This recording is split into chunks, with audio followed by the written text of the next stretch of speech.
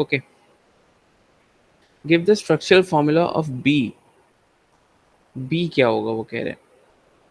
अच्छा, C4H8 था, और ये क्या है?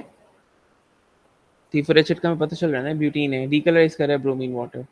बट ब्यूटीन दो होते हैं ना, एक ब्यूटीन ये होता है, ब्यूटवानिन, एक ब्यूटीन ये होता है। हमने कौन सा बनाना है? उसका आपको ये कैच दिया हुआ है ज्योमेट्रिकल आइसोमेरिज्म का, कि ये ज्योमेट्रिकल आइसोमेरिज्म शो करता है।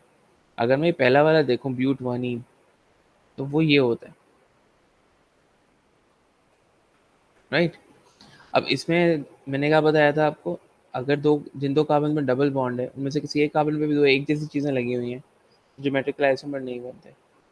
जिस तरह इस कार्बन पे हाइड्रोजन लगी हुई है दो, तो इस यहाँ पे ज्योमेट्रिकल आइसोमर नहीं बनेगा।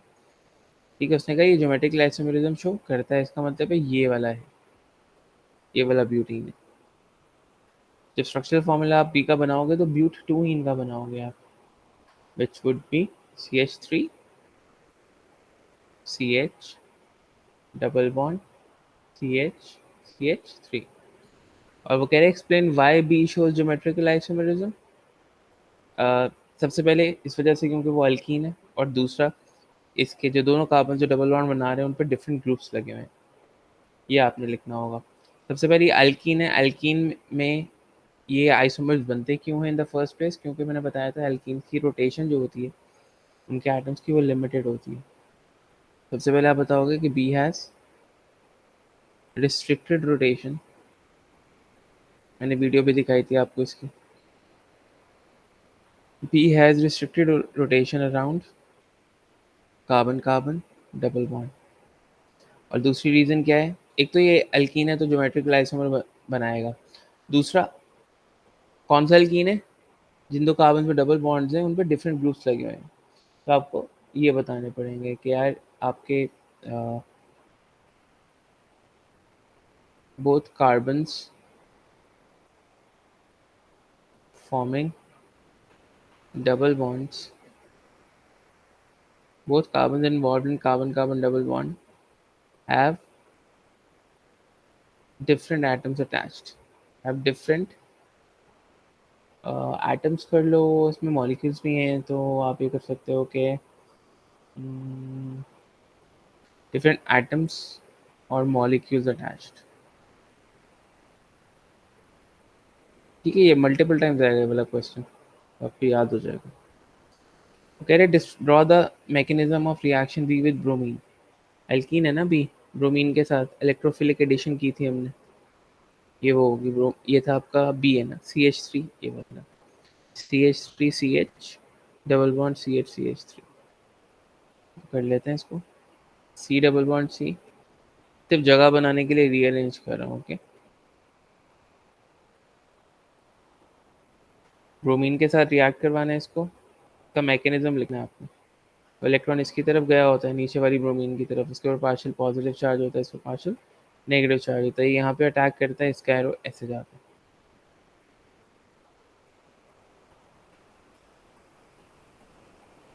ये बॉन्ड टूट जाता है, एक ब्रोमीन लग जाता है, एक पे कार्बन पे पॉजिटिव चार्ज आ जाता है, एंड देन यू हैव ब्रोमाइडाइन, जो कि फिर यहाँ अटैक करता है। ठीक है,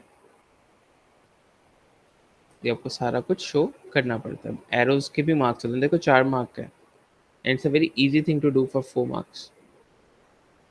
अच्छा, वगैरह explain the origin of dipole on Br2 in this mechanism. Dipole बनता क्यों है ब्रोमीन के ऊपर? मैंने बताया था कि जो पाई बॉन्ड में जो इलेक्ट्रॉन्स होते हैं वो रिपेल करते हैं the bromine atom which is closer to it. When it repels the electrons, तो ब्रोमीन के ऊपर पॉजिटिव चार्ज आ जाता है, जिसकी वजह से इलेक्ट्रॉन यहाँ चले जाते हैं, तो यहाँ पे नेगेटिव चार्ज आ जाता है, तो बेसिकली एक डाइपोल बन जाता है। तो आप बताएंगे यहाँ पे 1 मार्क है, तो it electrons in pi bond basically deduce it, electrons in pi bond induce it. ठीक है, पहला क्वेश्चन समझ आया सबको? Yes sir.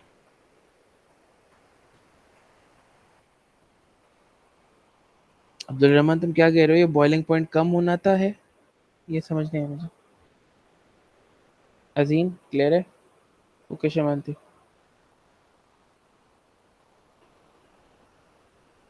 Okay,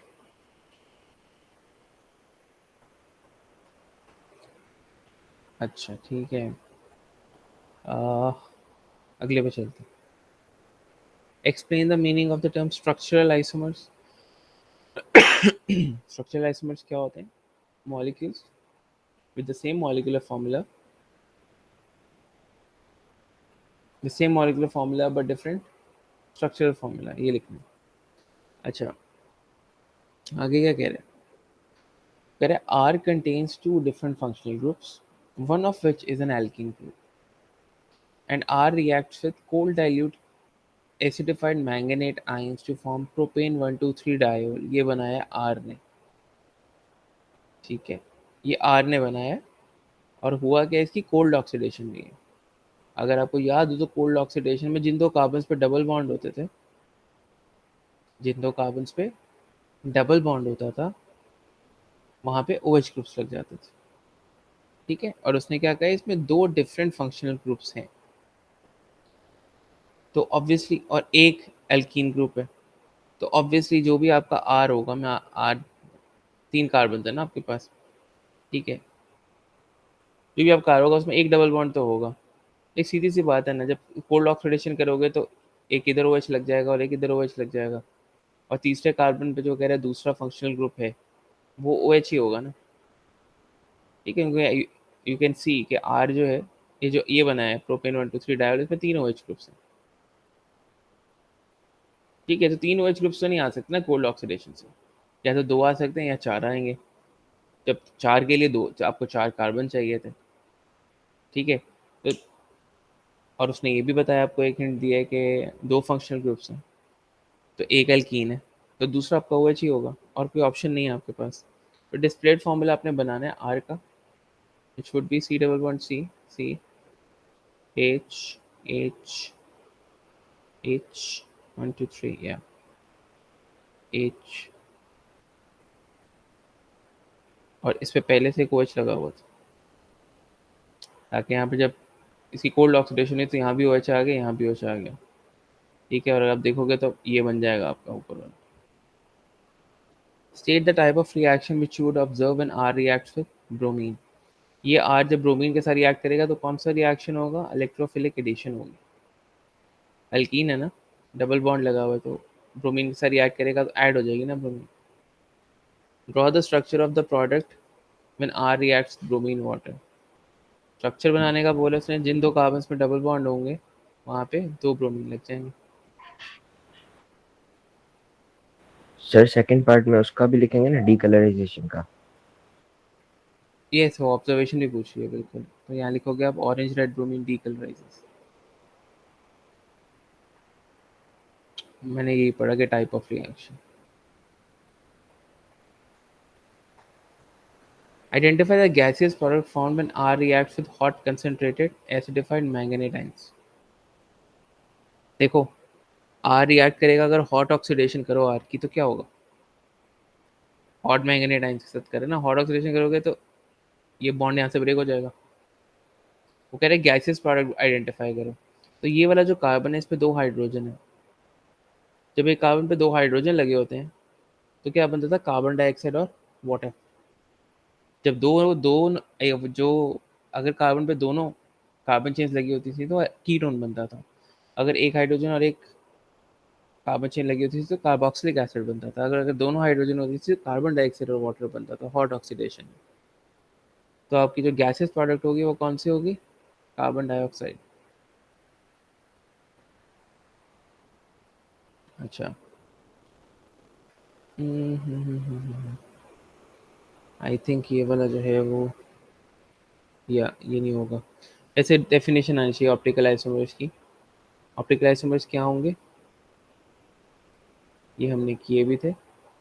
molecules with the same molecular formula but different special arrangement, ये मैंने लिखाया भी था तुमने। डिफरेंट स्पेशल अरेंजमेंट है, different 3D arrangement of atoms, ठीक है। ये पार्ट नहीं होगा, ये हेलोजिनो एल्केन से है। अच्छा, State the name of the process by which A, B, and C could be obtained from C10H22 और A, B, C सारों का फॉर्मूला C4H8 है, तो क्रैकिंग से ही होगा ना, बड़े हाइड्रोकार्बन से छोटे हाइड्रोकार्बन बन जाते हैं। ठीक है, draw the structures of these three structural isomers. Okay, इनके C4H8 के C4H8 के आपने आइसोमर्स बनाने। ओके, तीन डिफरेंट स्ट्रक्चरल आइसोमर बनाने हैं। स्ट्रक्चरल में पोजीशन भी हो सकता है और चेन भी हो सकता है। एक तो आपका सीधा सीधा होगा ना, जो आपका ब्यूटीन होता है। पहले ब्यूटीन बना लेते हैं।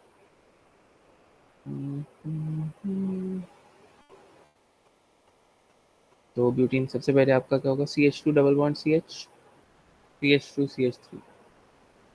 आपको डबल बॉन्ड की पोजीशन चेंज कर दो, CH3 CH double bond CH CH3।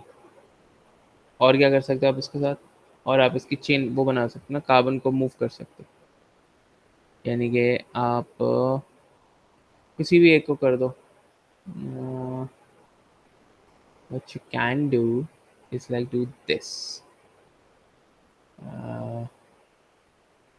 Double bond है ना एक पे, एक कार्बन को मूव कर दो कहीं पे भी, यहाँ कर दो, तो इस कार्बन की दो CH3 हो जाएंगी ब्रांचेस, C और CH2। ठीक है, तो ये आपके तीन स्ट्रक्चरल आइसोमर बन जाएंगे। Explain the meaning of the term geometrical isomerism. Geometrical isomerism को एक्सप्लेन करना है आपने, आप कैसे करेंगे? आप सिंपली बताएंगे molecule the same structural formula but different arrangement in space या डिफरेंट स्पेशल अरेंजमेंट। सर ऊपर ज्योमेट्रिकल डबल बॉन्ड शो नहीं करेंगे थर्ड आइसोमर में? कंफ्यूजन होगी फजूल में। मेरे ख्याल में तो इसको वो बना देना तुम लोग, डिस्प्लेड फॉर्मूला बना देना, that would be easier for you guys. Okay sir. क्योंकि उसने स्ट्रक्चरल फॉर्मूला नहीं बनाने का बोला, उसने स्ट्रक्चर्स बनाने का बोला, तो दैट्स ओपन टू एक्सप्रेशन कि आप स्ट्रक्चर्स डिस्प्लेड बनाओ या इस तरह से बनाओ। अगर स्ट्रक्चरल फॉर्मूला बनाना होता तो फिर लाजमी ऐसे बनाते। Okay sir. अच्छा, आगे क्या है? हाँ, draw the displayed formula of A and use it to show the mechanism of A. क्या है? ओनली ए शोज एक ज्योमेट्रिकल आइसोमरिज्म। इनमें से कौन सा ज्योमेट्रिकल आइसोमरिज्म शो करेगा? वो ए होगा। ये तो नहीं करेगा, एक कार्बन पे दो हाइड्रोजन लगे हैं। ये करेगा, ये करेगा लास्ट में। ठीक है, इसका तो हमें डेफिनेटली पता है कि ये करेगा, तो इसी को ये ले लेते हैं। और इसको लेके आपने वही मैकेनिज्म बताना है HBr के साथ। इट्स द सेम थिंग, सिर्फ HBr आ जाएगा Br की जगह। पहले Br से किया था, अब HBr से करना है आपने। ये इस तरह से अरेंज कर दो ताकि नीचे से अटैक करने की जगह मिल जाए आपको। तो यहाँ पे पार्शियल पॉजिटिव, यहाँ पे पार्शियल नेगेटिव, इलेक्ट्रॉन इसकी तरफ मूव हुए हैं, यहाँ से ले रहा होगा इलेक्ट्रॉन, ये ब्रेक हो रहा होगा, and as that's how it will go. HCH3 इधर होगा, HCH3 जिस पे हाइड्रोजन लगाओगे दूसरे पे पॉजिटिव चार्ज आ जाएगा, ब्रोमाइड लेदर से आ जाएगा, वो यहाँ पे अटैक कर लेगा और फिर यहाँ पे ब्रोमीन लग जाएगा। उसके बाद वो कह रहे हैं कि B does not show geometrical isomerism. Geometrical isomerism B show नहीं करता, ओके। लेकिन बी जब HBr के साथ रिएक्ट करता है तो दो स्ट्रक्चरल आइसोमर बनाता है, एक्स और वाई। अच्छा, अभी क्या हो सकता है? बी दो स्ट्रक्चरल आइसोमर बनाता है, एक्स और वाई। अब समझने वाली बात है, जो एक्स बन रहा है उसका कायरल सेंटर है and is produced in higher yield than Y, यानी कि मेजर प्रोडक्ट कौन सा बन रहा है? एक्स। इसमें वो कार्बोकैटायन वाला कॉन्सेप्ट आएगा कि प्राइमरी या सेकेंडरी या टर्शरी कौन सा बन रहा है। ठीक है ना? तो बी HBr के साथ रिएक्ट कर रहा है, ए तो हमने आइडेंटिफाई कर लिया। अब बी चेक करते हैं, बी कौन सा होगा। अगर मैं इसकी बात करूँ, इसकी, इसमें अगर मैं HBr डालता हूँ तो कौन से दो प्रोडक्ट बन सकते हैं? या तो ये हो सकता है, मैं सिर्फ कार्बन से शो कर रहा हूँ अभी फिलहाल तुम्हें बस समझाने के लिए, या तो ये होगा कि Br यहाँ लगेगा। जब यहाँ लगेगा Br आके, तो हाइड्रोजन शुरू में यहाँ लगा था, राइट? एक सेकंड, स्टेप वाइज कर लेते हैं। HBr में क्या होता है? पॉजिटिव आइन, पॉजिटिव साइड जो होती है वो पहले लगती है ना जाके, जहाँ पे लगती है दूसरी साइड पे पॉजिटिव चार्ज आ जाता है। अब अगर लेट से एच यहाँ पे लगा है तो यहाँ पे पॉजिटिव चार्ज आया। दूसरा क्या सीन हो सकता है कि एच यहाँ पे लगा है और यहाँ पॉजिटिव चार्ज आया। ठीक है, अब कौन सा कार्बोकैटाइन जो है ज़्यादा स्टेबल है? ये वाला Sir, जो, yes, sir, can you explain the above question once again? Which one? Sir, yes, this one. This one, ये जो ये वाला के डी पार्ट? नहीं सर, पार्ट टू। ये तो वही है जो हमने ब्रोमीन के साथ किया था। Did you understand the bromine one?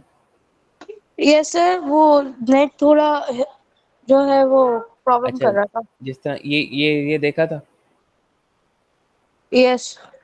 तो बी आर बी, अब ब्रोमीन की जगह एच बी आर ऐड कर रहे हो आप बस।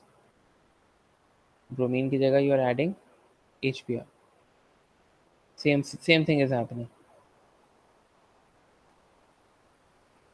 पहले उसी तरह से ही हाइड्रोजन को स्नैच करेगा ये वाला कंपाउंड, उसके बाद बी आर यहाँ से ब्रेक हो जाएगा, बी आर यहाँ जाके अटैच हो जाएगा। इलेक्ट्रोफिलिक एडिशन का वो नहीं था मैकेनिज्म?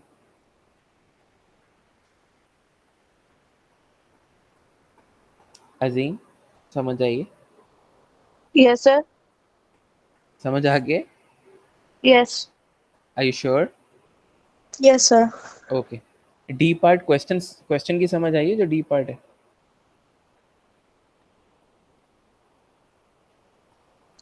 जी सर। ओके। उसने कहा था बी डिवाइडेड का आइसोमरिज्म शो नहीं कर रहा और बी रिएक्ट कर रहा है ना जब एच के साथ, तो दो आइसोमर बन रहे हैं, और जो दो आइसोमर बन रहे हैं उनमें से एक्स जो है वो ज़्यादा प्रोडक्ट बना रहा है, ज़्यादा यील्ड है उसकी। इसका मतलब क्या है? ये वो इलेक्ट्रोफिलिक एडिशन का कॉन्सेप्ट था ना। अब तुम देखो कार्बोकैटाइन, ये जो कार्बोकैटाइन है, ये जिस कार्बन पे पॉजिटिव चार्ज है वो दो कार्बन पे दोनों साइड से लगा हुआ है, तो ये सेकेंडरी कार्बोकैटाइन है। ये वाला जो कार्बोकैटाइन है ये प्राइमरी कार्बोकैटाइन के सिर्फ एक साइड पे कार्बन है।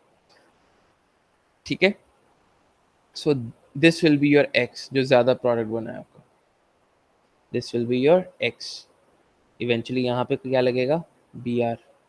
तो इसको आई थिंक बना के दिखाना है आपको, क्या करना है? Name B. बी का नाम क्या है? बी का नाम ये रहा यार, बी का नाम था, ये हमने बनाया था ना, but one ene. That's the name of B, but one ene. Chiral centre की सिर्फ डेफिनेशन है, वो क्या होता है? The carbon that is attached to different group of atoms. वो कह रहे हैं X exist as a pair of optical isomers. X कहाँ पे है आपका? ये है ना एक्स, ये वही है जो आपने अभी ये बनाया ऊपर, ये this one is x. X उसने बोला था हाइयर यील्ड इसकी होगी। ठीक है, हाइयर यील्ड का हमें कैसे पता चला? क्योंकि हमारे पास जो दो ऑप्शंस बन रहे थे उसमें से ये वाला जो ऑप्शन था, ये वाला जो ऑप्शन था, ये सेकेंडरी कार्बोकैटायन से बन रहा है। ठीक है, तो this is your x. Okay, इसको अगर मैं सही से ड्रॉ करूँ तो ये कुछ इस तरह से होगा, सी एच थ्री सी सी सी। बेसिकली यहाँ पे एच और बी आर लगे। अब वो क्या कह रहे हैं? वो कह रहे हैं ये ऑप्टिकल आइसोमरिज्म शो कर रहा है, विच मीन्स कि ये आपको ये बता रहा है कि इसमें कायरल कार्बन है। तो क्या आप इसमें कायरल कार्बन ढूंढ सकते हो? ये तो नहीं है, इसमें तीन हाइड्रोजन लगे हैं, ये कायरल होगा।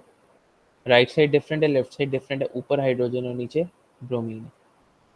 तो आपने इसके ऑप्टिकल आइसोमर बनाने। मैं इसके ऑप्टिकल आइसोमर यहीं पे बना रहा हूँ, इस स्पेस के अंदर। ठीक है, जस्ट टू, ताकि आपको ऊपर से कंपाउंड नज़र आता रहे। तो ये वाला कार्बन है जिसके अराउंड इसने फ्लिप करना है ऑप्टिकल आइसोमर्स में। तो ये कार्बन सबसे पहले बना लिया मैंने, इसके ऊपर एक हाइड्रोजन लगा हुआ है, ये बना लिया मैंने।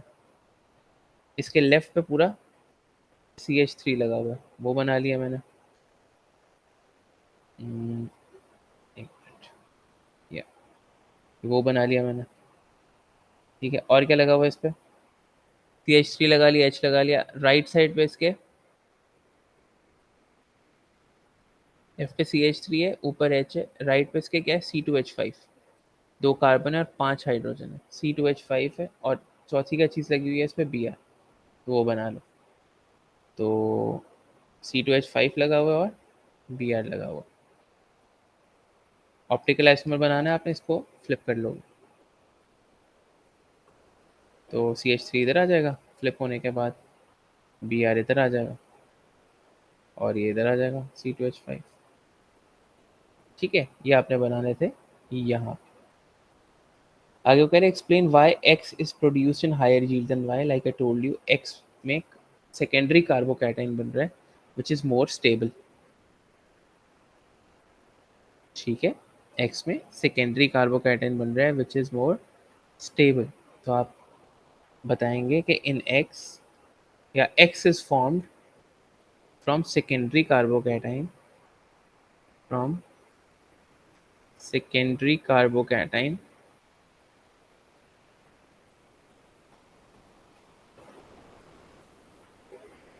which is more stable. X is which is more stable. और stable क्यों है? Because of electron releasing effect, electron releasing effect of alkyl groups. मैंने आपको समझाया था कि अगर ये कार्बोकैटाइन है, अगर ये टर्शरी है फॉर एग्जांपल, तो क्या हो रहा होगा इसका, ये स्टेबल क्यों हो रहा होगा? क्योंकि यहाँ से भी इलेक्ट्रॉन आ रहे होंगे, यहाँ से भी आ रहे होंगे, यहाँ से भी आ रहे होंगे। जितने ज़्यादा इलेक्ट्रॉन आएंगे ये स्टेबल होगा। तो ये सारे अल्काइल ग्रुप्स हैं जो कार्बन की चेंज होती हैं। ये स्टेबल क्यों हो रहा है? क्योंकि इलेक्ट्रॉन रिलीजिंग इफेक्ट होता है अल्काइल ग्रुप्स का। इसको इंडक्टिव इफेक्ट भी कहते हैं। आपको मार्किंग स्कीम में नजर आएगा, इसको इसी चीज़ को इंडक्टिव इफेक्ट भी कहते हैं, इलेक्ट्रॉन रिलीजिंग इफेक्ट का। तो इट्स योर कॉल कि आप क्या लिखते हो।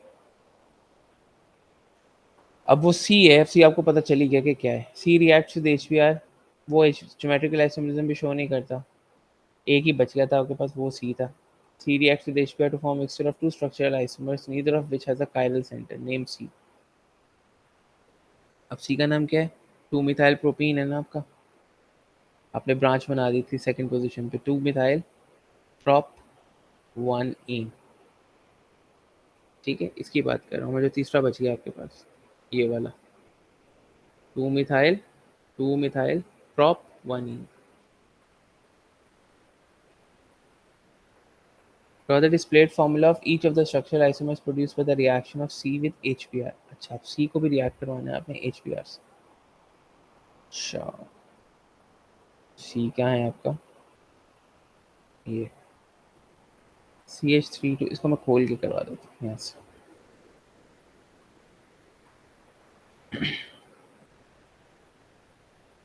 C क्या है आपका? एक मिनट,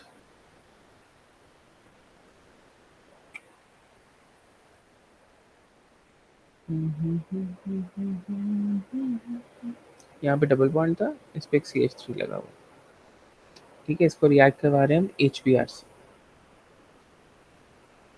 ठीक है, इलेक्ट्रॉन फ्री आए होंगे, इस पे पार्शियल पॉजिटिव चार्ज है, इस पे पार्शियल नेगेटिव चार्ज है, ये यहाँ से स्नैच करेगा, ये यहाँ से ऐसे जाएगा। आपको ये बेसिकली मैकेनिज्म नहीं बनाना, मैकेनिज्म में क्यों बना रहा हूँ इन द फर्स्ट प्लेस, मैं आपको डायरेक्टली बना देता हूँ। तो HBr आपने अटैक करना है, तो इसके दो ऑप्शंस क्या हो सकते हैं? दो ऑप्शंस ये हो सकते हैं इसके, या तो Br यहाँ लगेगा, या तो Br दूसरे कार्बन पे लग जाएगा यहाँ। तो ये इसके दो आइसोमर्स होंगे। ठीक है, एक में 1 ब्रोमो है, एक में 2 ब्रोमो है। ऑल राइट, ये हर क्वेश्चन दूसरे से डिफरेंट, इस वजह से मैं डिफरेंटली करवा रहा हूँ। उसके बाद जब रिपीट होना शुरू हो जाते हैं ना ये क्वेश्चन, ये जो इंट्रोडक्शन है उसमें मेरे ख्याल में और क्वेश्चंस करने वाले हैं नहीं, हाइड्रोकार्बन्स सर में। हाँ, सर P2 टोटल कितने मार्क्स का होता है? 60।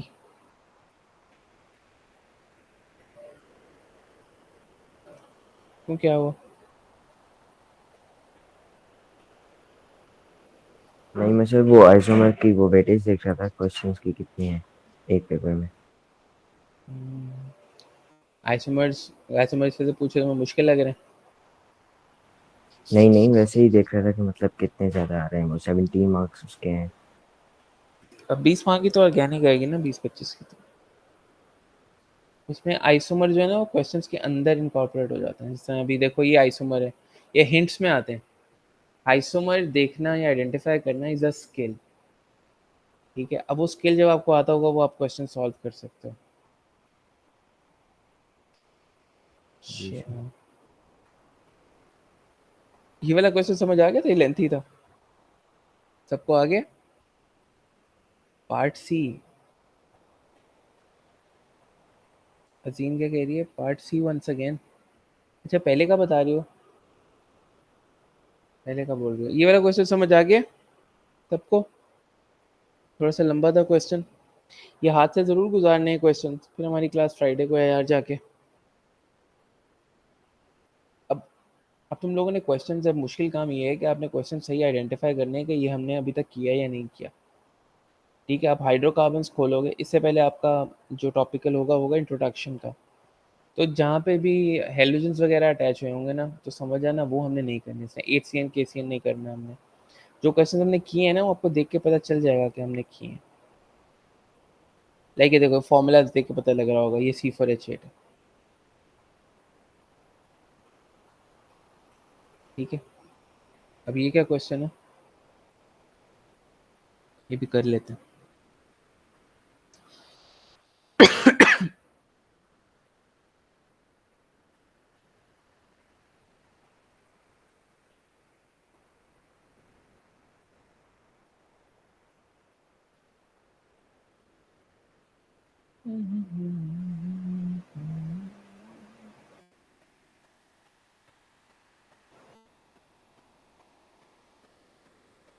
ओके, कह रहा है give the structures of a pair of positional isomers with C4H8 formula. तो easy, CH2 double bond CH CH2 CH3, but 1 ene और but 2 ene, right. Give structure of chain isomers, वो भी बना लोगे, एक सीधा बना देना, एक को मूव कर देना। फिर आपने that does not exhibit stereo isomers, इसका मतलब है आप इसको लेके चेन बनाओ, इसको लेके चेन नहीं बनाना, क्योंकि ये स्टीरियो आइसोमर शो करेगा, ये नहीं करेगा। तो एक आपका सीधा वाला हो जाएगा ये चेन आइसोमर, और एक में कार्बन को मूव कर देना, बल्कि इसका हाइड्रोजन भी चला गया होगा, ये लाइक दिस, ठीक है। लेकिन आप ब्रैकेट में शो करोगे क्योंकि आपने स्ट्रक्चर फॉर्मूला बनाना है। Give the structure and full names of pair of stereo isomers with C4H8, full names and a pair of stereoisomers. Okay,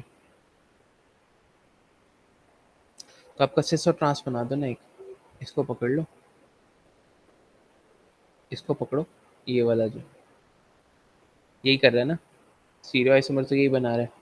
इन दो कार्बन्स में डबल बॉन्ड है, उनको पहले बना दो, ठीक है। पहले सिस बना दो, सिस में क्या होगा, हाइड्रोजन दोनों तरफ एक जैसे होंगे, एक एक तरह से होंगे, एक ही साइड पे होंगे, सॉरी ये सिस हो जाएगा। इसका नाम क्या से आप लिखेंगे, इसका नाम लिखेंगे सिस ब्यूटूइन, का नाम लिखेंगे आप सिस ब्यूट टू इन, उस जगह ना नाम लिखना है।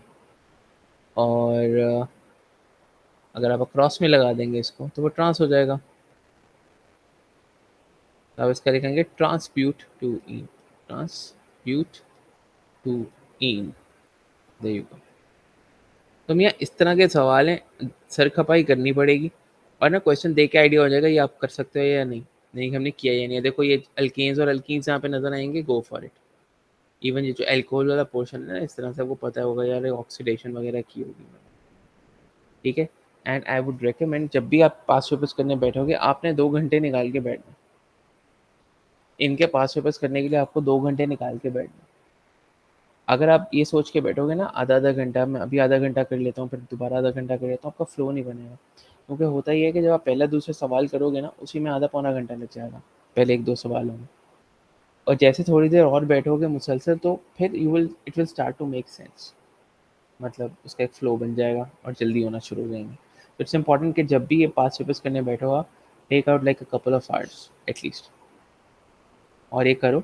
एक दफ़ा हाइड्रोकार्बन्स के सवाल हो गए तुम लोगों के, उसके बाद फिर तुम लोग बाकी भी कर लोगे, you get the gist of it कि वो किस तरह से घुमाता है।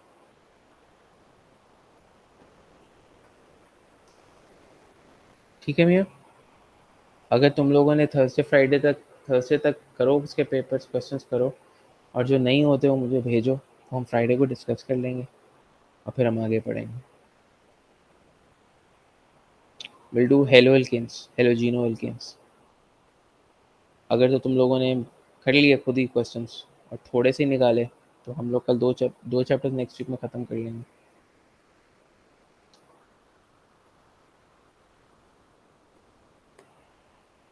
ठीक है, चलो, सी यू गाइस ऑन फ्राइडे इंशाल्लाह। अल्लाह हाफिज़।